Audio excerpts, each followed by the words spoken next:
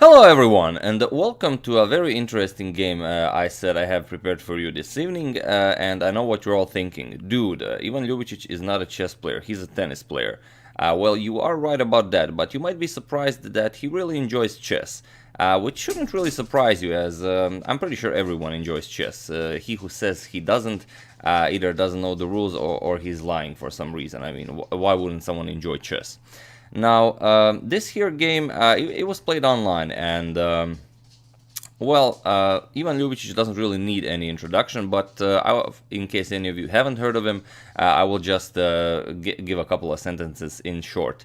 Now, he's been playing tennis for the most part of his life. He turned pro in 1998, and he continued his professional tennis career all the way until 2012 when he played his last tournament, and after that he started managing and coaching other players. At the peak of his career in 2006, he was ranked number 3 in the world, and I believe in 2013, after he retired, he started coaching Canadian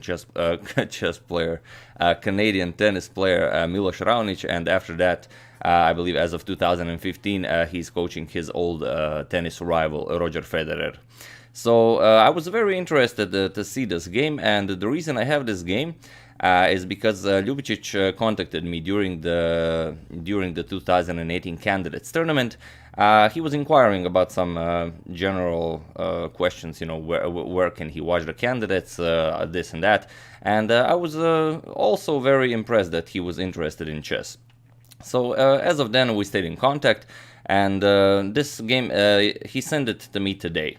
So this is the first game I've actually seen him ever play, and I really enjoyed the ending, so I asked him if it's okay to show this game on my channel.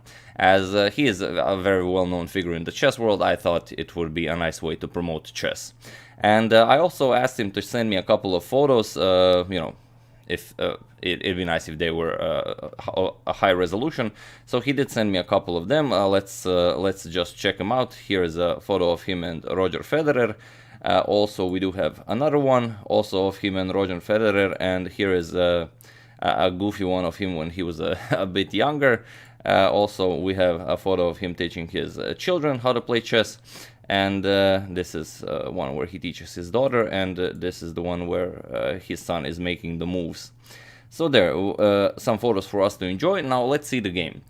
He's playing against a person named Igor Rosior from Moldova. Now, as we don't know who this person is, that is the reason the hoodie guy is there again, and the reason why I'm wearing a hoodie, for those of you who are maybe new to this channel. So let's see the game. Igor Rosior opens with e3. It's an opening that you will very rarely see. It's called the Van Cruijs opening, after Dutch master Martin van Cruijs, who won the Dutch championship a long time ago with this move. I mean, you will very rarely see this, but I've actually seen it in a tournament I played this year, where a colleague of mine from my hometown defeated. Well, he didn't defeat him. He outplayed completely a FIDE master with e3, but then he lost the game afterwards. But okay. Ljubičić counters with d5. We have d4 and now e6. We have knight to f3. Knight to f6, transposing into the call system, h3, and bishop to d6. Now, I will not tell you the rating of the players, but it is something you will have to guess for yourself. So feel free to comment to add your maybe suggestions in the comments. How high rated do you think these players are? And we have knight to c3. Knight to c3 by white, it's always better to proceed, for example, c4 immediately, and only after this pawn is pushed, then play knight to c3. You don't want to block your pawn with the knight. So, knight to c6, and we have a3 now. It's a move that can be useful. It's not really something you want to play. Maybe simply continue developing with bishop to d3, but alright. Bishop to d7, bishop to d2. We have castles and knight to b5. Now going for that bishop on d6, which seems like a reasonable idea. Bishop to e7. Ljubičić doesn't want to give up his bishop pair, so he retreats with the bishop, and now knight to e5. Knight captures, d captures on e5, and now knight to e8. Knight to e4 might be an interesting idea. But Ljubičić seems to follow the famous Ivanchuk principle, that the hardest move is with the knight back, but I mean, if the knight is fine on e4, then it's always better to go forward than backwards. Maybe go immediately for this bishop and deprive white of his bishop pair. But okay, knight to e8, preparing f6 to break white's center. And here, Mr. Igor Rosior plays f4. f4 is a blunder, but here we seem to have a case of double blindness. As Ljubičić follows up with his plan of pushing f6, whereas here is a nice moment for you to kind of pause the video and find the move that actually could have been played, which wins a piece for black. So it's not that difficult, but it's bishop to h4 with check. Now it doesn't matter if you block this with g3, black will simply capture, and at one point you will have to play king to e2, then the bishop will no longer be defending the knight on b5, and then bishop captures on b5 will simply win a piece. But okay, it was a 10-minute game, 10 minutes each, 0 seconds increment, so, you know, tactics will be missed, which is to be expected. I mean, even Samuel Shankland misses some tactics. We have f6 and bishop to c3. We have a6, knight goes to d4, f captures on e5, f captures on e5, and now bishop to g5, going after that e3 pawn. Queen to e2, white defends this, and now bishop to h6.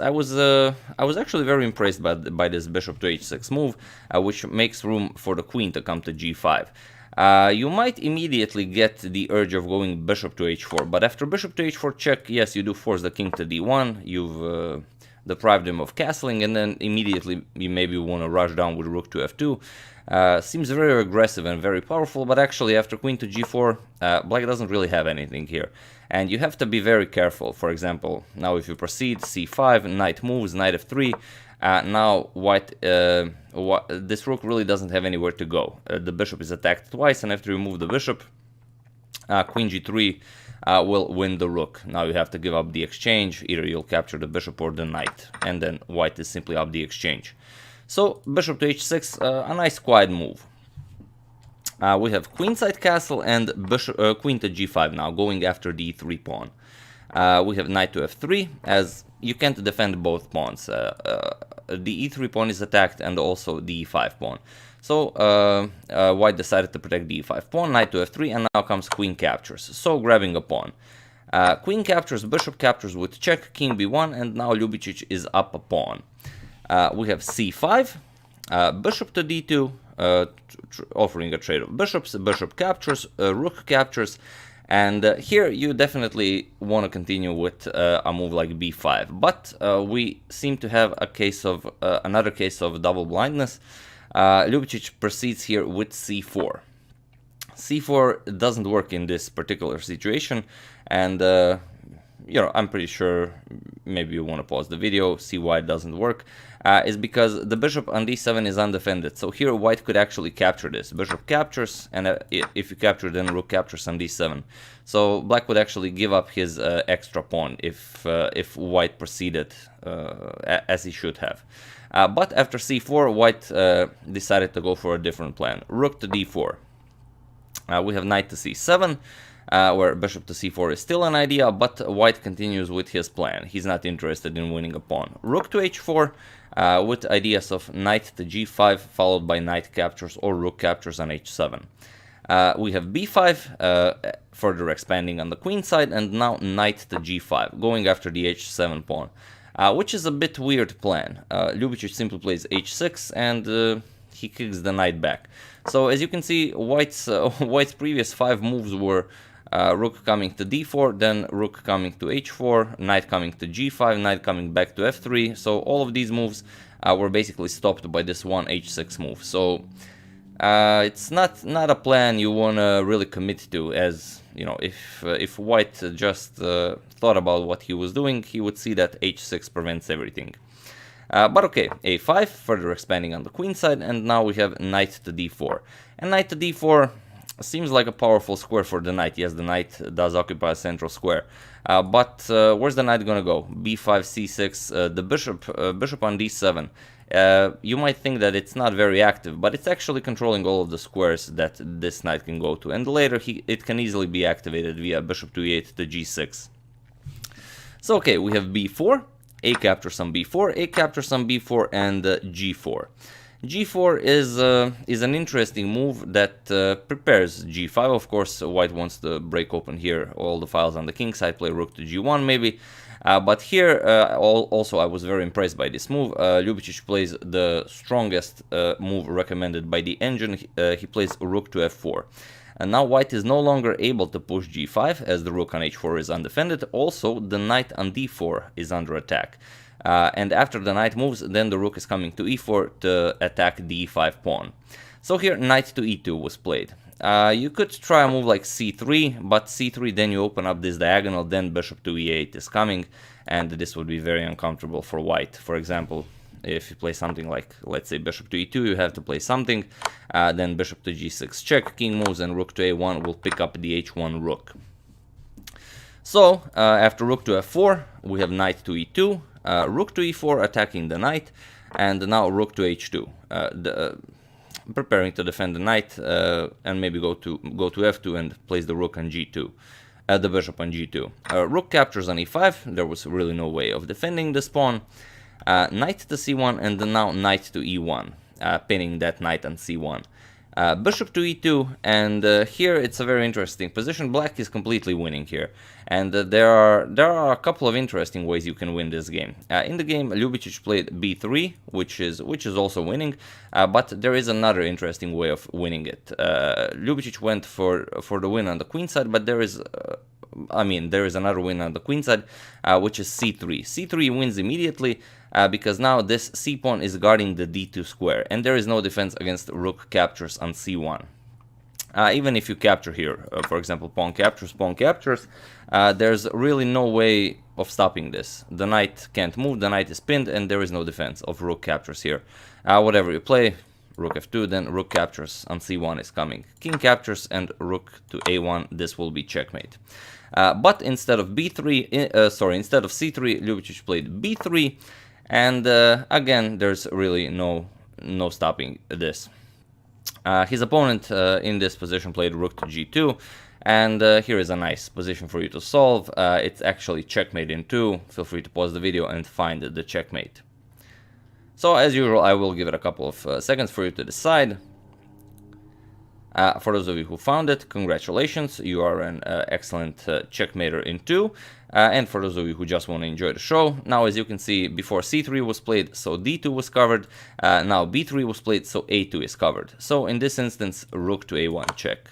The king has no moves, king to a1 has the capture, and now rook captures knight on c1, and this is again checkmate, because the pawn is covering the a2 square. So yeah, that's the game. Ivan Ljubicic versus Igor Rosior of Moldova. Also the hoodie guy here. I do hope you enjoyed it. And yeah, Ljubičić promised that the next time he will play chess against Roger Federer, that he will record that game, and then we will also be able to enjoy that game. So yeah, that's the game. I do hope you enjoyed it. I would like to thank Ivan Ljubicic for sending me this game. And yeah, as usual, you can check 2 of my previous videos here. Thank you all for watching, and I will see you soon, hopefully with another series. Thank you all.